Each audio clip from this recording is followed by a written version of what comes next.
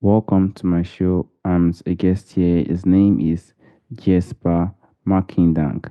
Mr. Jessper, how are you doing, sir? Temi, good morning from Los Angeles. I'm very excited to join you today. I'm doing well. How are you? I'm fine. Thank you very much, Mr. Jesper. Firstly, you are an ultra marathon runner. You are also has an executive master's degree in leadership. You are a coach and consultant. Can you please, sir, discuss more about yourself and how you're doing currently now, sir? Absolutely. So, I help organizations improve employee engagement and productivity. And I do that through executive coaching, team building assessments, team building activities, leadership development assessments, and other exercises and tools to really help teams, leaders, managers build in more of that engagement and productivity so they can reduce turnover and keep their best employees. And I really enjoy doing what I do because when you give an opportunity for people to improve their leadership skills and abilities, the reward you see is just a higher level of growth and development. And that brings me so much joy. Yeah, that's very nice. Thank you so much, Mr. Jasper. And do you also have book you've written? And are you also planning on writing books in the coming future, sir? Oh, yes, absolutely. So there is a forthcoming book on the way. It's in its early stages, but I will be a co-author on a leadership book, and Mm. I'm absolutely looking forward to it. So it's going to be an exciting journey for me. All right. We'll be expecting that. Thank you so much, Mr. Jasper. And I would like to go to the first point of team building. In building a team, I will personally say it's not really easy because you're trying to bring multiple people to, generate different ideas that can work for probably a particular product or a particular entity. So, can you please tell us what are the key elements of successful team building, sir? Excellent question, Temi. So for the key elements of successful team building, I would recommend five. And the five key elements, the first one is communication. When building a successful team, it's very important to make sure everyone's on the same page. And you want to open up the lines of communication. So, for example, have regular check ins, have regular meetings. That way, when people have an opportunity to discuss what they're working on, it ensures everyone is on the same page. And the second element I would recommend is provide a sense of belonging. You want to ensure everyone has a place in on your team, in your organization, where nobody is left out, and you want to make sure that everyone has a voice because when they feel they're part of a something bigger than themselves, then they'll really be motivated to contribute more to the team. And the third key element is clear responsibilities. Make sure everyone on the team knows what they're doing, that they have a to-do list, because if they don't have a to-do list, two things are going to happen. One, there's going to be a lot of space where they're trying to figure out what to do. And then two, since there's space where they're figuring out what to do and there's no to-do list, it's going to be difficult to figure out if everyone's on the same page or not. So having clear responsibilities is very important. Four, it's having clear goals. The big question is, what is everyone striving for? If no one knows the big mission, then it's very possible that everyone will be heading in the different directions. So when you set clear goals, it's much easier for the team to work together. And last but not least, number five, for an element of successful team building, it's recognition. When people are doing great work, you want to make sure that they're being recognized for it, that you are celebrating what they're doing for you. Because if people are making progress and you're not acknowledging it, two things. One, they might not even feel like they're making progress. And two, they might feel like their work doesn't mean much. So when you recognize the work other people do, they'll feel much more committed to contribute to your team. So those are the five key elements of successful team building. Wow, thank you so much, Mr. Jesper. And I used to normally hear this that diversity always also play a role in team building. When you have a diverse, people during leadership role, it really plays a huge role. So, what step do you think can team take to build diversity and foster inclusivity, sir? Excellent question, Tammy. So, steps that teams can take to build diversity and foster inclusivity. So, very important. I would say the first thing to do is really embrace diverse talent. When there's diversity, I mean, when you look at race and ethnicity, whether white, black, purple, green, anything, anyone and everyone has something to contribute. And when you embrace that idea, you're really opening up the possibility for all of these ideas to really blend together. And the second thing is to celebrate these differences because when you have another perspective, that's the great thing about it. You have more ideas to work with. And lastly, encourage collaboration when you want to build diversity and foster inclusivity. Because when you have all these ideas, when everyone is working together, much more can happen when we're all moving together in the same direction. So I would encourage collaboration when we're building diversity and fostering inclusivity. Yes, thank you, sir. And there will also be indicators or sign that oh my god, I think this team is really really working, things are going better, everybody are really cooperating. I think we are building stronger, not weaker. So what do you think are some of the indicator that a team building initiative is working, sir? Yes, so to notice that a team building initiative is working, I would say the first one, the most obvious one is improve communication. Because when a team is working well, everyone is taking the opportunity to share what's on their mind. They're contributing more. They're really providing more insight into how they'd like to work together. And then with that, increase collaboration. Since there is an openness to work together, there will be an openness to keep that going.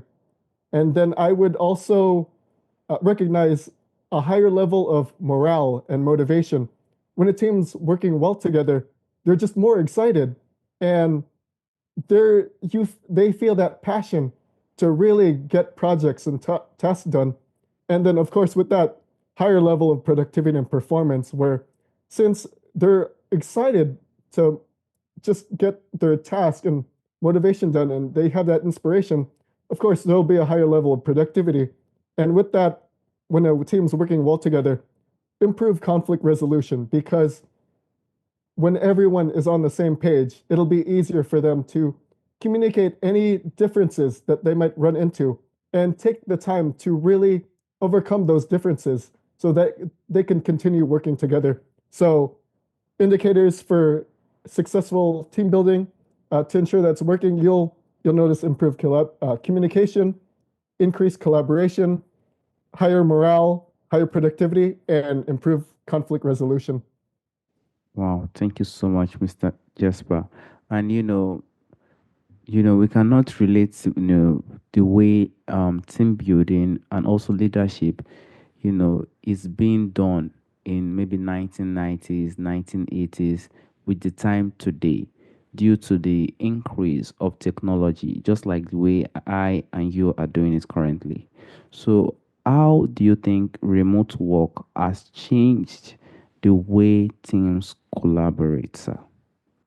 Remote work has really made a difference, especially in recent years, throughout the pandemic and after the pandemic. I would say it's really challenged team members and especially leaders to be more intentional. And what I mean by that is in the world of remote, people don't have as many opportunities to make that face to face connection with one another as people did when in person was Mm, the norm. So, what I mean by being more intentional for leaders and team members is that people really need to take the time to connect with each other and be more deliberate about that and finding more time to schedule regular follow-ups to ensure everyone is on the same page and has the same vision of what everyone should be doing on the day to day. So there's a great, as with that said, there's just a greater emphasis on communication and accountability. Leaders have to be more deliberate in ensuring people are focused on the same task because when in person was still the norm, it was easy for a leader to step out of their office and walk to another staff member's cubicle. And it was much easier to have that communication because with that physical space available, anyone can step out of their desk and have a chat with another person. For example, I can go up to you, Tammy, and say, Tammy, how was your day?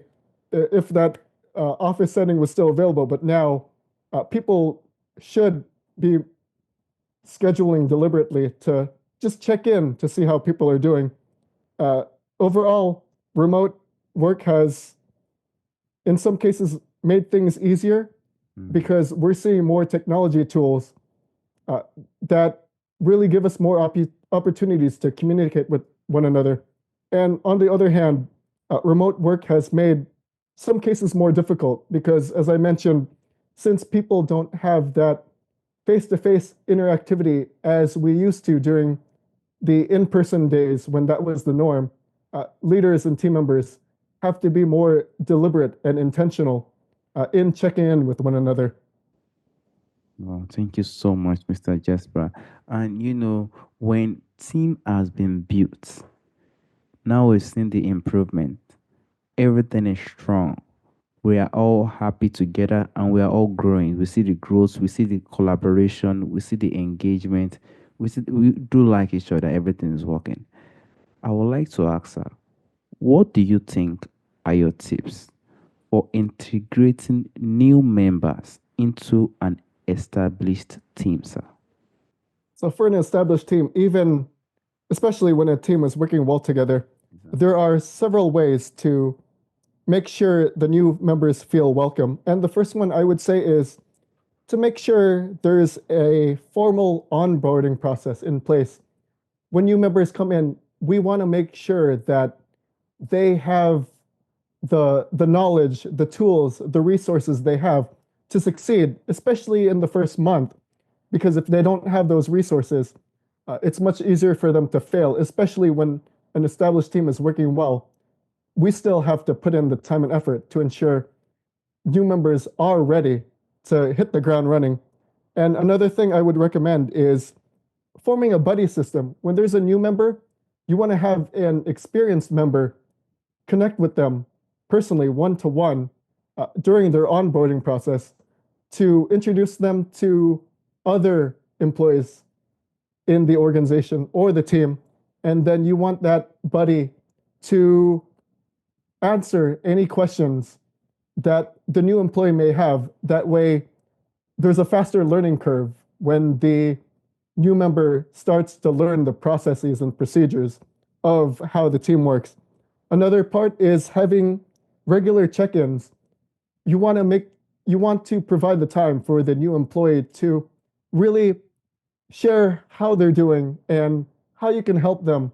That way they have that space to understand how they're doing and what they can do to stay on track and stay ahead of the curve. And lastly, to provide regular feedback because new members should know how well they're doing in their progress, if they're succeeding, if they're behind. Uh, giving feedback on a regular basis, especially for new members, gives that opportunity for them to learn how close they are to really being an effective employee as they integrate themselves into the established team. Wow, thank you so much, Mr. Jesper. And I know you will definitely have, from your experience, you will definitely have a lot of success stories. So can you please, sir, share with us a memorable success story where team building had a significant feedback, sir? Absolutely. So for me, it was a role I had earlier in my career. I was in the hospitality industry.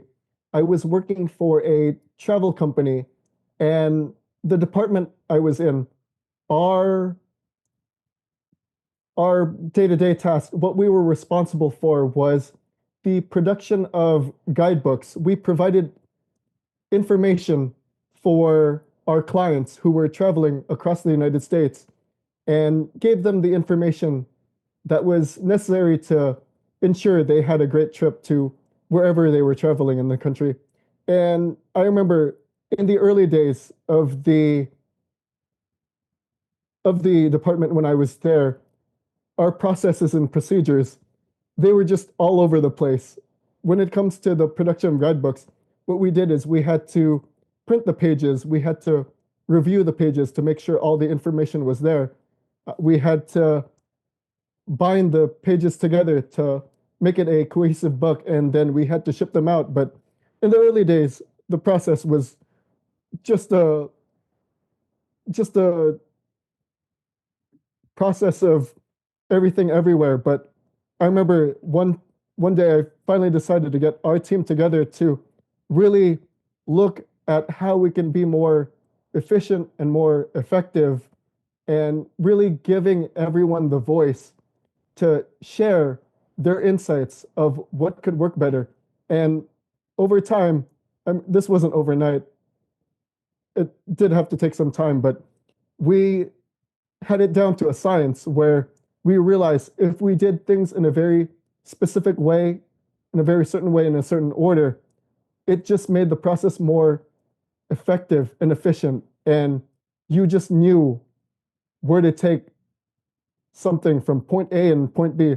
And then with that said, we did get it down to a science and we figured out how to put it out in the most efficient way. And we were able to save on cost as well. So really taking the time to get your team members to share their insights on how to become more effective, that's where you'll see the real magic in team building. Wow, thank you so much, Mr. Jasper.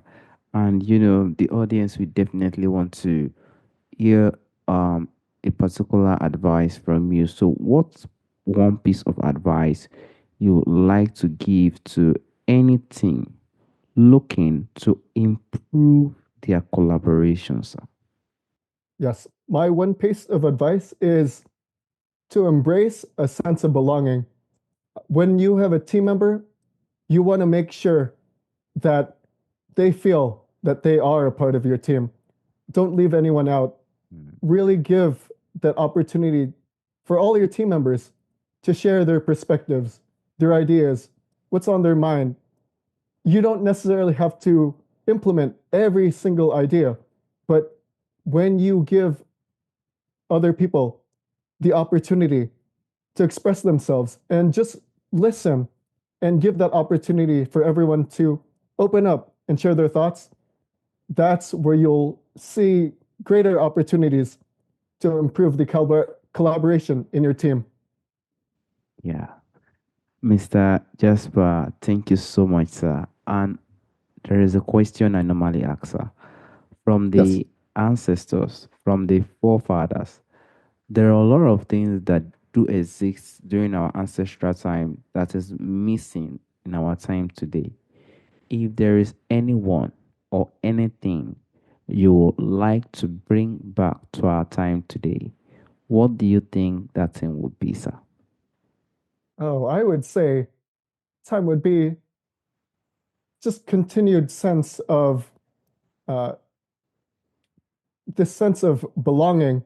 Because Mm, in today's society, I'm hearing that isolation and especially in the remote work, It's really making it more difficult to find more opportunities to connect. But as a leader, when you provide those opportunities and reach out and connect with one another, that'll really increase the success of leadership and the sense of connection and belonging in the world.